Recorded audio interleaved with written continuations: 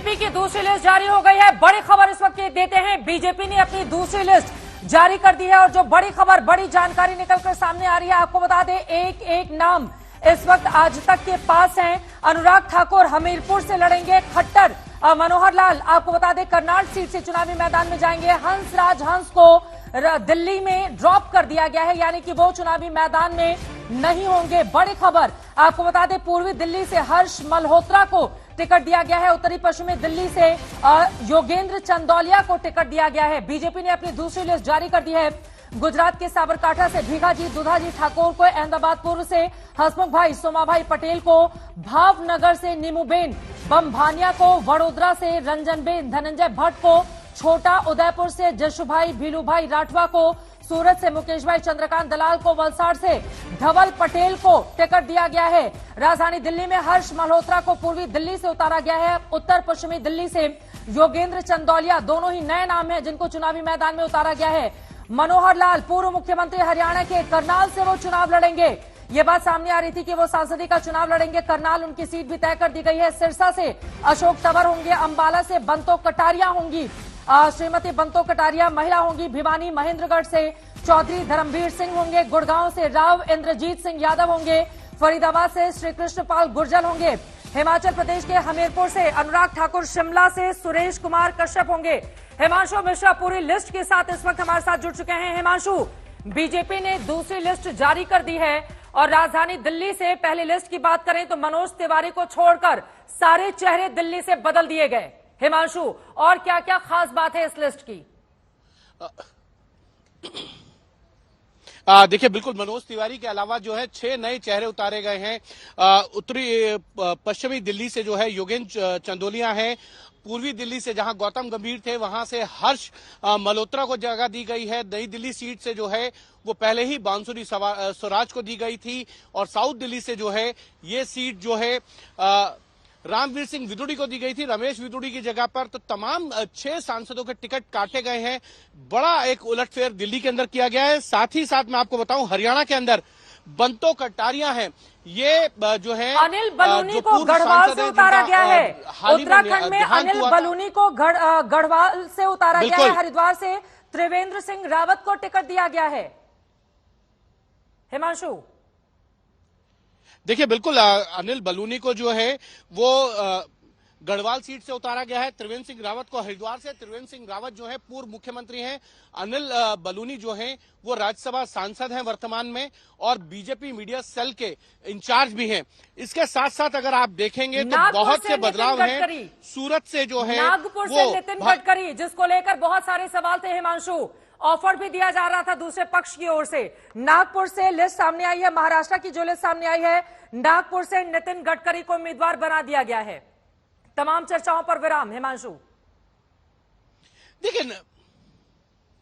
देखिए बिल्कुल नागपुर से जो है नितिन गडकरी को अगर जगह दी गई है तो आप मान सकते हैं कि अभी तक महाराष्ट्र के जो नाम हैं उनमें नितिन गडकरी को लेके ये कयास कहे जा रहे थे कि नितिन गडकरी का क्यों नहीं नाम अनाउंस होता है। उद्धव ठाकरे ने ये कहा कि अगर नितिन गडकरी को भारतीय जनता पार्टी में दिक्कत हो रही है तो वो महाविकास आघाड़ी के अंदर आ जाए और उनको वो कैंडिडेट बनाएंगे। तो कहीं ना कहीं भारतीय जनता पार्टी जो है उन्होंने महाराष्ट्र में अपने 15 उम्मीदवारों के नाम की घोषणा की है। पिछली बार 25 सीटों पर लड़े थे। पीयूष गोयल मुंबई उत्तरी से उतरेंगे। पीयूष गोयल, तो अगर आप देखेंगे, पीयूष गोयल को मुंबई उत्तरी की सीट दी गई है। देखिए, बिल्कुल पीयूष गोयल को भी दी गई है और उनके साथ साथ जो है इस पूरी सीट में अगर आप देखेंगे तो कहीं ना कहीं पूनम महाजन जो कि प्रमोद महाजन की बेटी हैं, उनका नाम जो है अभी तक अनाउंस नहीं किया गया है। तो कहीं ना कहीं कुछ बड़े उलटफेर जो है वो भारतीय जनता पार्टी ने अपने नए टिकट वितरण में किया है दूसरी सूची में। और लगातार ये कहा जा रहा था भारतीय जनता पार्टी जो है वो फीडबैक के आधार पर सांसदों को लेकर जो भी उनका फीडबैक है, जो सर्वे रिपोर्ट है, उसके आधार पर ही टिकट मिलेगा। तो आप देख सकते हैं कि बहुत लंबी संख्या में जो है भारतीय जनता पार्टी ने जो है वो सीटें काटी हैं। पंकजा मुंडे जो कि गोपीनाथ मुंडे की बेटी हैं, बीड़ से उनको जो है टिकट दिया गया है। आप देखिए, उनकी बहन थी पहले यहां से जो है सांसद, अब उनकी जगह पंकजा मुंडे को दिया गया। पंकजा मुंडे जो है विधानसभा चुनाव हार गई थी, लेकिन पार्टी ने उनके ऊपर जो है अगर आप पूरी लिस्ट को देखेंगे तो कहीं ना कहीं छिंदवाड़ा में जो है नकुल नाथ जो कि कमलनाथ के बेटे हैं उनके खिलाफ जो है विवेक बंटी साहू को जो है वो उतारा गया है। उज्जैन से अनिल फिरोजिया हैं उनको उतारा गया है। सावित्री ठाकुर इनको टिकट मिला। धार से, इंदौर से जो है शंकर लालवानी इनको टिकट दिया गया है।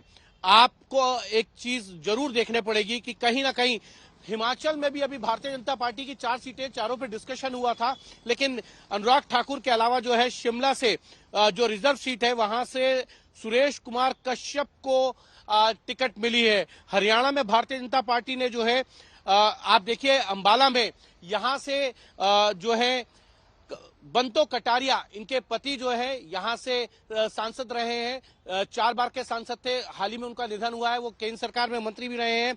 सिरसा से आप देखिए अशोक तंवर को उतारा गया है। ये जेजेपी से जो है वो आम आदमी पार्टी से बीजेपी में आए थे और सुनीता दुग्गल को यहां से टिकट काट दिया गया है। करनाल से संजय भाटिया थे, 6 लाख से अधिक वोटों से जीते थे, वहां पर बर्रोलाल खट्टर को दिया गया है। भिवानी मंदरगढ़ से धर्मवीर सिंह को फिर से रिपीट किया गया है। गुड़गांव से केंद्र सरकार में मंत्री हैं राव इंद्रजीत सिंह।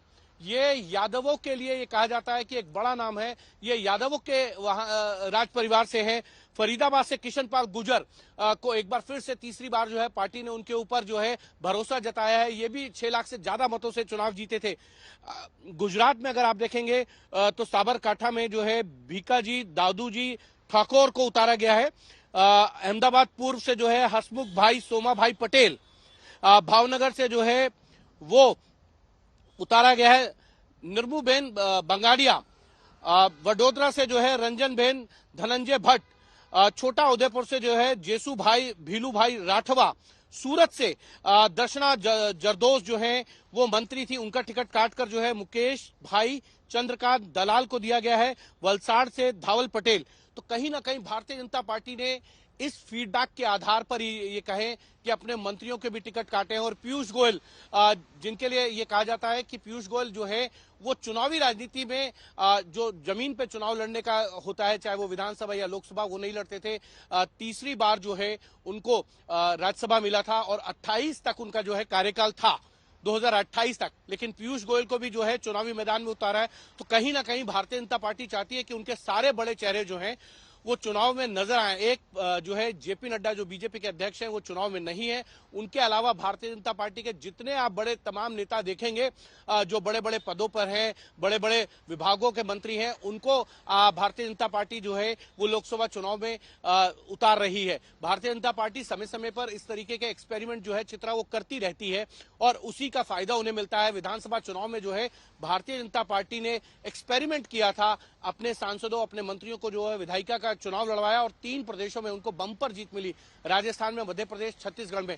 तो आप देखेंगे इस बार उन्होंने कहा है जो उनके बड़े मंत्री हैं, बड़े नेता हैं, उनको भी मैदान में उतारा गया है। तो कहीं ना कहीं ये मानकर चला जा सकता है कि भारतीय जनता पार्टी की जो चुनावी अंगणित है, मनोहर लाल खट्टर को कल मुख्यमंत्री से इस्तीफा कराया, आज उन्होंने विधानसभा में इस्तीफा दिया और आज उनको करनाल से भारतीय जनता पार्टी ने टिकट दे दिया है। तो आप अंदाजा लगाइए 10 राज्यों की 72 सीटों पर बीजेपी की ओर से अपने उम्मीदवार उतार दिए गए हैं। हालांकि इनमें से उत्तर प्रदेश में सिर्फ 11 ही उतारे गए थे। उसके बाद की अभी यूपी पर भी हमारी नजर रहेगी, बिहार में आगे क्या होता है उस पर भी नजर रहेगी। लेकिन खास तौर से महाराष्ट्र को लेकर सबकी निगाहें टिकी हुई थी। नितिन गडकरी को टिकट दिया गया है, नागपुर से ही वो फिर से चुनावी मैदान में होंगे। नागपुर उनका गढ़ माना जाता है। बीच में उद्धव ठाकरे की ओर से जिस तरह का बयान सामने आया था उसको उन्होंने हास्यास्पद भी बताया था कि गडकरी शिवसेना के टिकट पर उद्धव ठाकरे के साथ चुनाव लड़े, इस तरह की बातें सामने आई थी। वहीं दूसरी तरफ पीयूष गोयल को भी चुनावी मैदान में उतार दिया गया है। अनिल बलूनी जो राज्यसभा के सांसद रहे हैं उनको उतार दिया गया है उत्तराखंड से। और इस तरह से प्रीतम मुंडे उनको बीट सीट से हटाकर यहां पर पंकजा मुंडे जो उनकी सगी बड़ी बहन है, पहले वो महाराष्ट्र की सरकार में मंत्री भी रह चुकी थी, विधायक थी, उनको फिलहाल सांसद का टिकट दिया गया है। ये बड़े बदलाव एक बार जल्दी से मैं बता देती हूं। खासतौर से उत्तराखंड में गढ़वाल से अनिल बलूनी को टिकट मिला है, हरिद्वार से त्रिवेंद्र सिंह रावत को टिकट मिला है, और यहां पर तेलंगाना जहां पर 4 सीटें बीजेपी ने पिछली बार जीती थी, आदिलाबाद से गोदाम नरेश हैं, पेद्दापल्ली से गोमासा श्रीनिवास है, मेडक से माधव नेनी रघुनंदन राव हैं, महबूब नगर से डीके अरुणा, नलगोंडा से सईदा रेड्डी चुनावी मैदान में, महबूबाबाद से प्रोफेसर अजमीरा सीताराम नाइक। यहां पर अगर आप गौर करेंगे तो बहुत सारी महिलाओं के नाम भी आपको दिखाई दे जाएंगे। वहीं सबसे जरूरी जिस पर सभी की निगाह टिकी हुई थी, महाराष्ट्र में क्या होता है। महाराष्ट्र में देखिए, नागपुर से नितिन गडकरी को, चंद्रपुर से सुधीर मुंगटीवार को टिकट दिया गया है, नांदेड़ से प्रताप राव पाखिल को टिकट दिया गया है, जालना से राव साहेब दादाराव दानवे को, डिंडोरी से भारती प्रवीण पवार को, भिवंडी से कपिल मोरेश्वर पाटिल को, मुंबई उत्तर से पीयूष गोयल को चुनावी मैदान में उतारा गया है, मुंबई उत्तर पूर्व से मेहर कोटेचा को चुनाव में उतारा गया है, पुणे से मुरलीधरन किशन मोहोल को चुनाव दिया गया है चुनावी मैदान में, अहमदनगर से सुजय राधाकृष्ण विखे पाटिल को, बीड़ से पंकजा मुंडे को, लातूर से सुधाराम तुकाराम श्रृंगारे को, माढ़ा से निम्बलाकर को, सांगली से श्री संजय काका पाटिल को। हिमांशु, अब आपके पास आते हुए मैं चाहूंगी कि मध्य प्रदेश और हिमाचल प्रदेश और कर्नाटका की जो लिस्ट सामने आई है उसके कुछ नामों का आप जिक्र कर दें, जो लिस्ट आपके पास है, क्योंकि कई बड़े नाम, कई ऐसे नाम जो सांसद रह चुके थे उनका टिकट काट कर नए चेहरों को भी बीजेपी की ओर से उतारा गया है चुनावी मैदान में। हिमांशु,